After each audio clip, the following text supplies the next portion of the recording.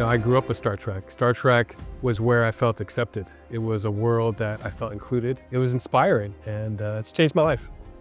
I was a Trekkie as a kid. I love Star Trek. I love its playfulness. It's a dream job. It's been one of the greatest joys of my whole career so far, working with Phil and Chris. We're very lucky here to be surrounded by a lot of talented people who come from all kinds of backgrounds and bring an amazing amount of creativity to the show. It's fun being on a big show because you get to see things that you don't normally get to do. It's nice to be part of that.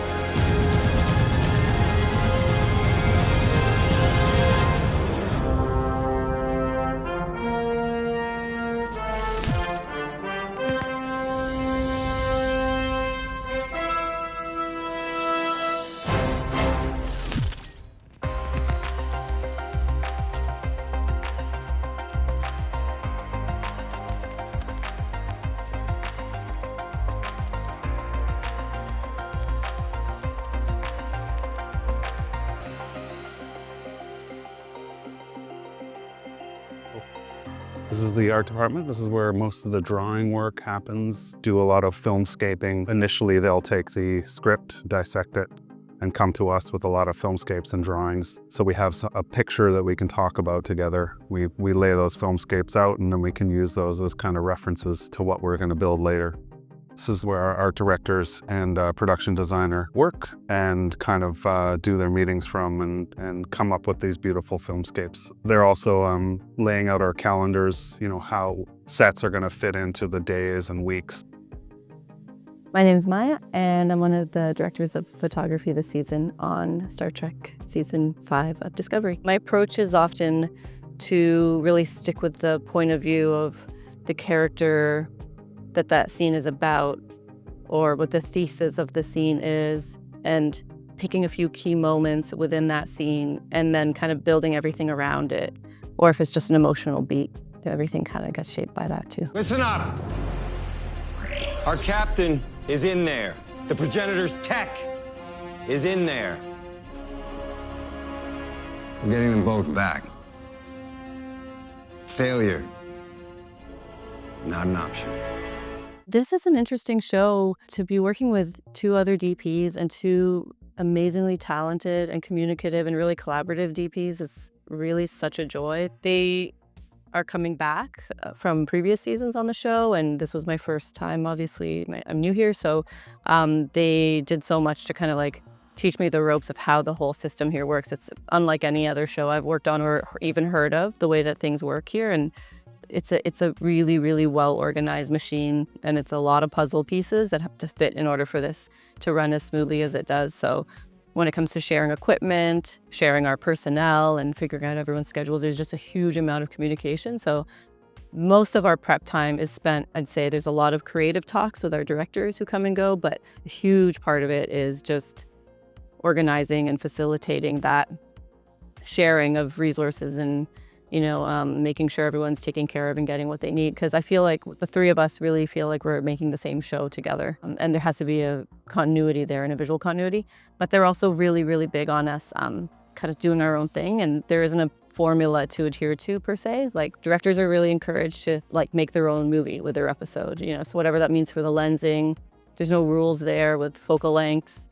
It's just as long as you're staying true to what you think is important in the script, to inflect it with your own taste and choices is highly encouraged here. So that was really cool to discover here, yeah.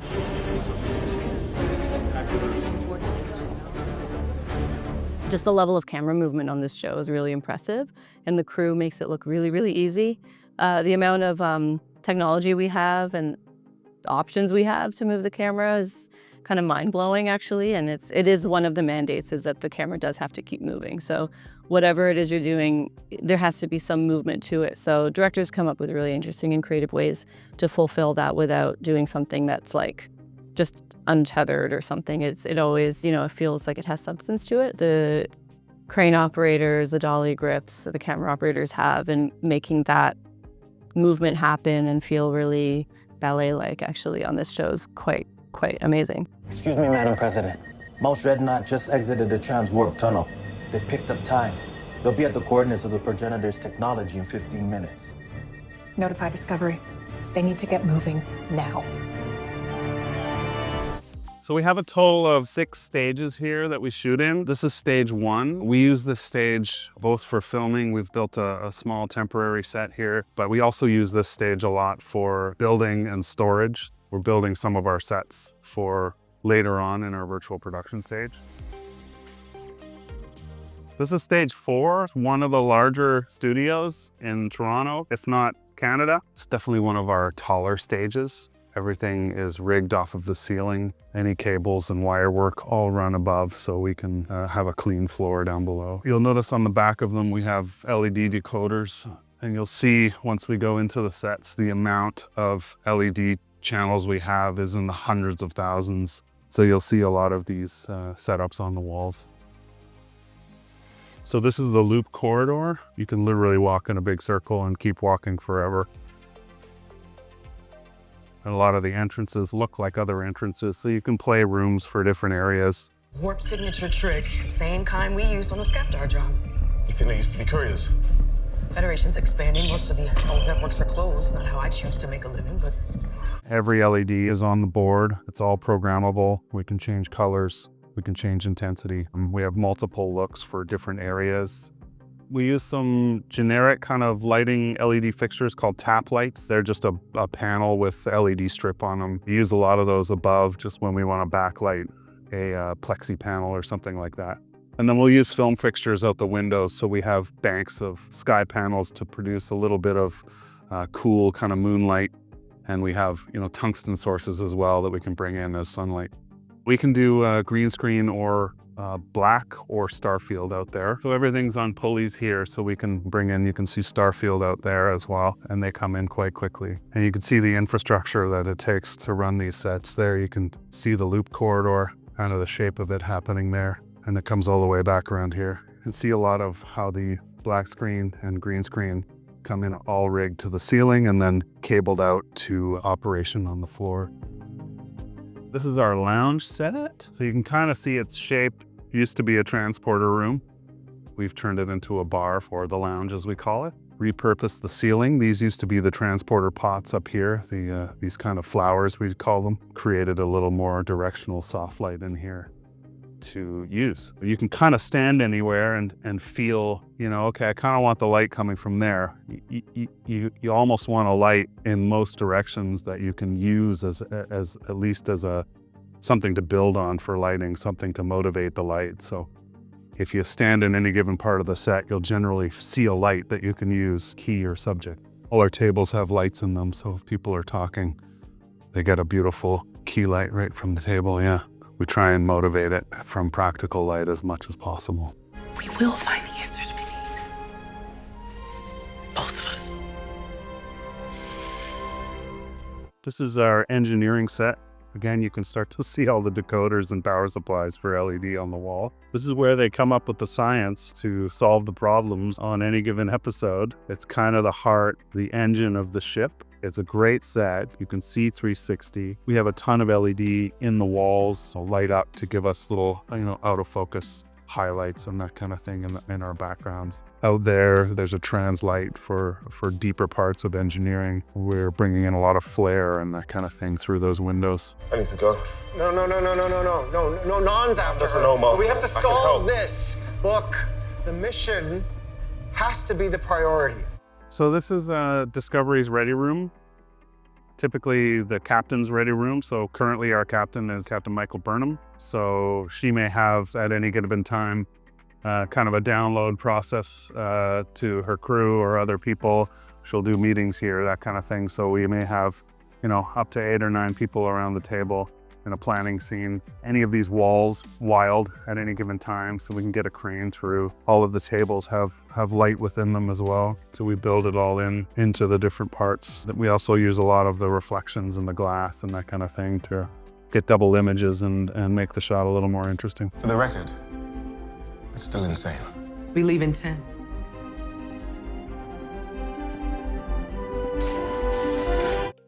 We have large sun sources on a pulley system that can come through each one of these windows as well. The two sets share a similar lighting setup. The 20Ks can move along and move up and down. So we turn them around and we can use them for that sunlight as well. And it saves a lot of space, and it's a great system to move around.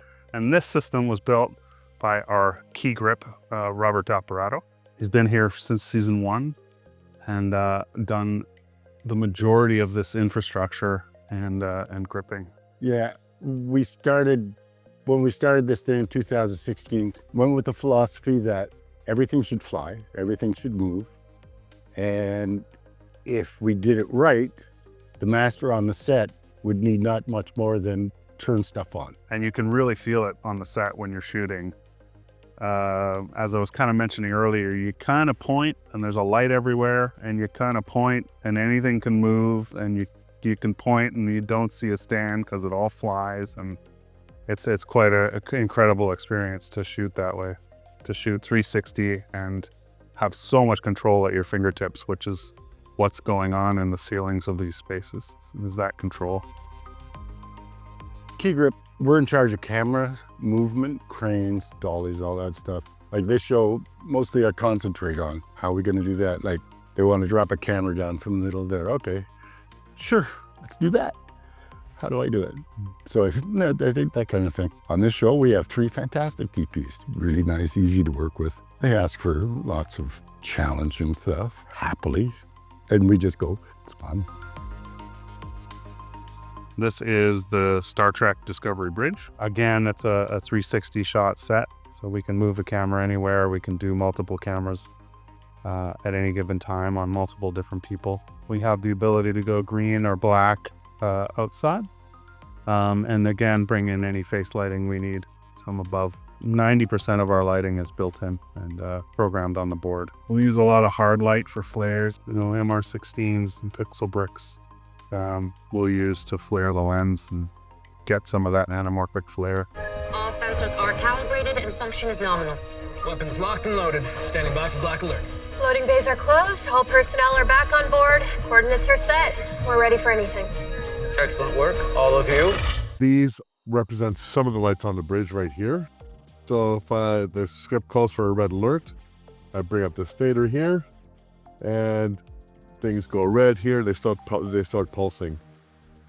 Well, the biggest challenge is actually understanding the difference between mixing a color to eye or to camera. It's very different. So, oftentimes I try to ballpark it by eye, then look at the image on the camera and okay, just do minor tweaks. And I usually get it pretty close on there. Red alert! Stamets, where are we? Okay, I got us as close as I could with a margin of error and the nav system damage. What the hell's happening to the view screen? Those are gravity distortions. Well, we've landed in the accretion disk of a black hole, Captain. At this distance, I should be able to get us out. Ash, we're getting closer to the red zone. It's pulling us in. I don't understand why. Engineering, we're gonna need more power. Working on it. My name is Andrew Snade. I'm the lighting designer of Star Trek Discovery, Season 5. So basically, my role as lighting designer is to work with all 3 DPs, and it's just a show of such great scope and size that a position like lighting designer is critical to maintain continuity with, making sure everything's getting taken care of. Overall design of the lighting design of the show stays in place, and just basically making sure, all of the direction of photography have all their lighting needs met, because it's very demanding at times, to say the least. The one thing that's unique about a sci-fi show is that often the actual architectural design of the sets themselves provide a lot of the motion picture lighting. So in other words, a lot of the spaceships and all the lights that are embedded in it, with the different environments, even with our AR wall as well, and all those environments provide a practical source of lighting as well. So that's quite unique to a sci-fi environment. And so you have to kind of alter how you think of a traditional movie style light versus an architectural built into the set. The camera's seeing it, it's lighting the actors. So that's a very unique approach within the sci-fi genre.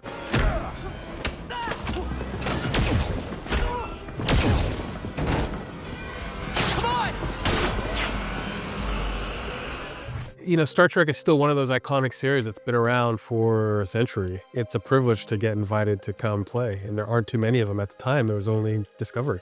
And once I got the script and I read each episode as trying to be as big as a movie, that was, icing on the cakes. And always at Star Trek, but it's not the Star Trek television series that I remember. it's something that's aspiring to more. So that was pretty amazing. Nice work, everybody. The most challenging thing about Star Trek Discovery is complexity. Every director, producer, department head will break down a script. And you can have a scene that's a half-page long, and I got all my highlighter. Each department is a different color. And what you'll find is that when you look at a Star Trek script for a breakdown, it's a rainbow. Because every department is doing something of great import that interconnects with the other departments and has an impact on the other departments. And so you're managing all of this complexity every single scene. Not been on a show like that. Very rarely are you on a show where it's a big thing for every department and everything needs to be built from the ground up because you can't go to Home Depot or Target to buy phasers, right? Every single thing that you see on camera has been created from scratch by the wonderful craftsmen here in Toronto. It's great to bring such joy to people. And the other part of that is it's great that we tell a story that's so inclusive. There's somebody in there for everybody that they can relate to. That's really special. And this is the first time I've worked on a show that as much as I give to it gives back more to all the people who watch it. Sometimes we fail. Sometimes we succeed. Either way, we must keep trying. Because we have to. Because we're all looking for meaning in our lives.